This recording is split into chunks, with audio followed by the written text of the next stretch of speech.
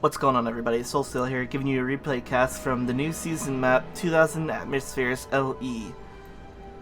It's been a while since I've played StarCraft 2, and so I'm back here doing some replay cast, replay submissions, and this one is provided me by ProbescoutSamuel from the clan Pigpan. Anyway, let's go ahead and introduce our players. First up, at the top right, we have ourselves the red Protoss player, ProbescoutSamuel.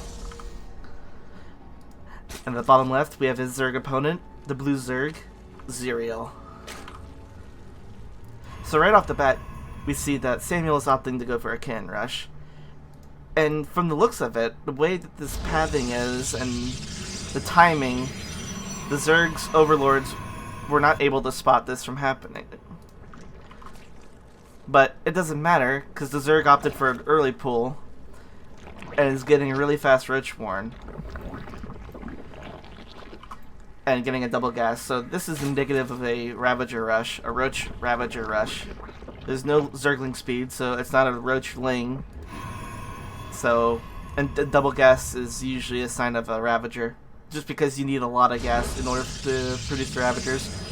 And since the Zerg did not fast expand, Samuel is forced to cannon rush outside of the natural, further away than where he would like to, because by the time he gets these cannons up into the Zerg's natural, the Zerg would be able to morph the Ravagers, or even just send a couple Zerglings down the ramp and cancel the cannons before they can even get up. But in this position, the Protoss is able to get these cannons up, no problem, and the Zerg would be forced to pull a few workers to even stop this from happening in the first place, sacrificing mineral income. Now, 3 cannons are coming down.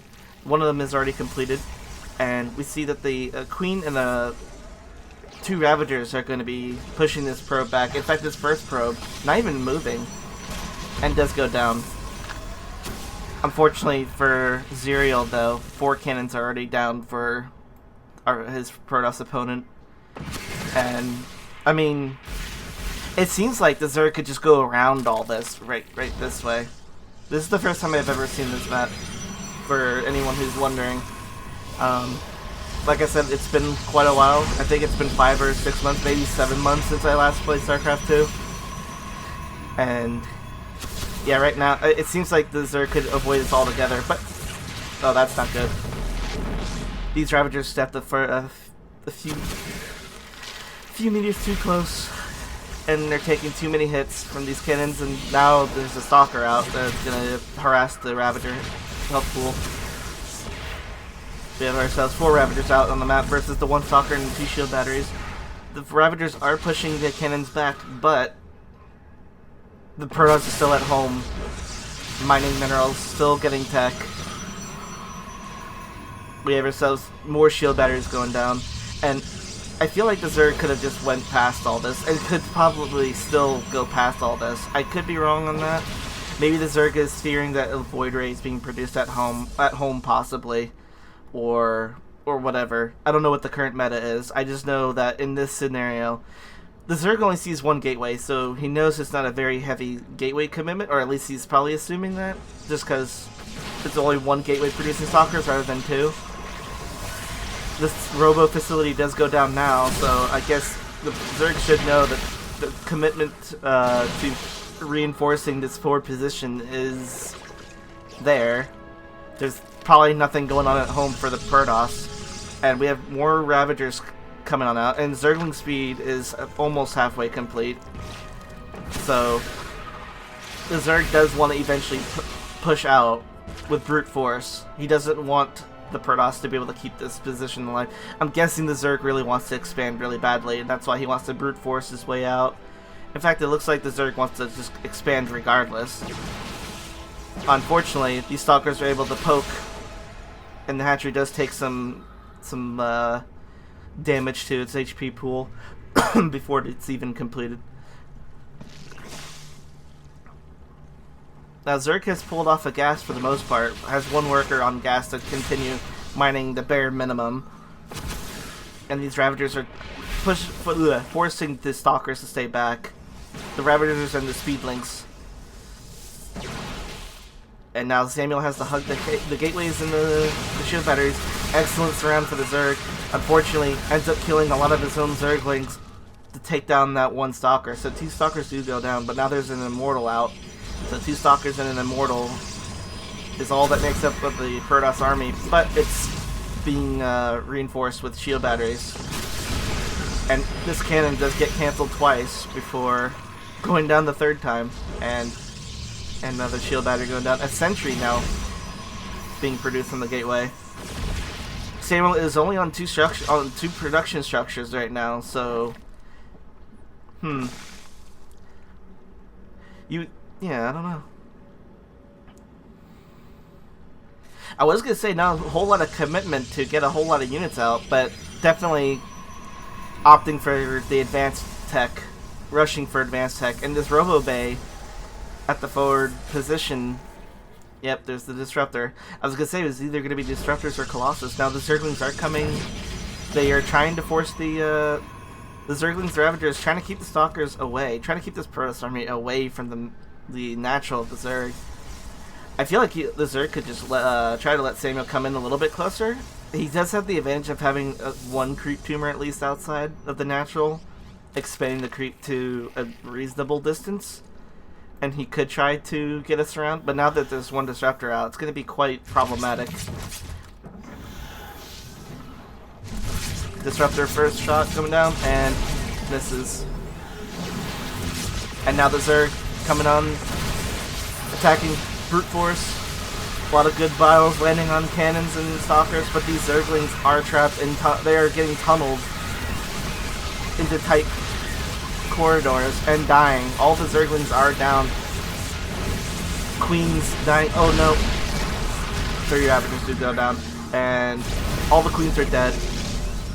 And all that was really accomplished was that the Zerg lost all of his army, or most of his army, in exchange for a few cannons, a few Stalkers, and a few shield batteries, but that's about it. This Protoss army is still very strong in comparison to the Zerg army. Oh no, these Disruptors went a bit too far by themselves. Luckily, the Warp Prism is within range to save them. Sorry, I don't mean to zoom too much in and out. I'm trying to fix it. Like I said, it's been a while since I've done anything StarCraft related, so these Disruptors are coming. They're overstepping their bounds on the creep, and the Zerglings, excellent split of the Zerglings. Unfortunately, the creep tumor does go down, but it's okay, because that one was a useless creep tumor at this point. The expansion is already complete. There's always going to be creep there at this point, unless the hatchery dies. So, we have some Zealots being warped in by Samuel, and a Colossus is on the way out. Once this Colossus comes out, these Zerglings are going to be... they're going to have a rude awakening. Let's just say that. 3 Disruptors and a Colossus. Quite a bit of tech right there. And, yep, Samuel's just going to go ahead and go on in with this army. And here come the Zerglings. Excellent surround on Protoss army. The Zerglings doing what they need to do, but will it be enough? That Immortal does go down. Disruptors are forced to split their shots around away from their own army. The funny thing is that Samuel could have killed himself in that scenario right there with the Disruptor shots, because the Zerglings had a full surround on the Protoss army. Yeah, they really couldn't do much in order to contribute. But there's... oh, yikes. That's pretty... that sucks. Losing 2 Ravagers right there. The Zerg really does need these Ravagers to stay alive. He can't be sacrificing them like that. Can't be losing them carelessly. There's only 2 Disruptors left and 1 Colossus, but that's more than enough to deal with quite a bit of this the Zerg army. He's got 4 Queens and he's got 6 Ravagers. He's gonna have 6 Ravagers once this one finishes. And there's 2 Colossus out. The Colossus pushing forward. A lot of Zerglings, a lot of Ravagers pushing forward. These Colossus are making short work of all the Zerglings with the cannons and shield battery support. Disruptors making the right connections on top of the Queens to take down their health. Unfortunately, the Queens do not have a lot of energy for transfuses, and the Zerg's army should be pushing back, but instead they're pushing forward. Zireael did get that 1 Colossus kill, but at what cost? It cost him all of his Zerglings, most of his Ravagers, and 1 queen. That's a lot. And these he's got 2 badly bruised queens right here. And he has no energy to transfuse.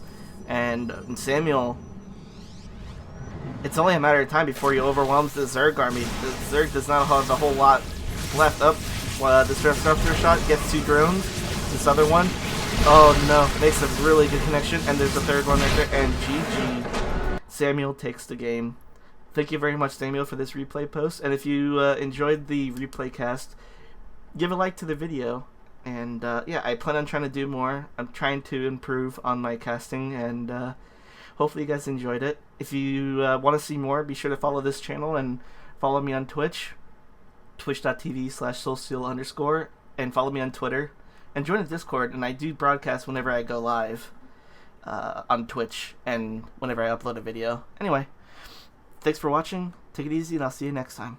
Thanks for watching. Be sure to click like and subscribe to my Twitch, my YouTube, and my Twitter.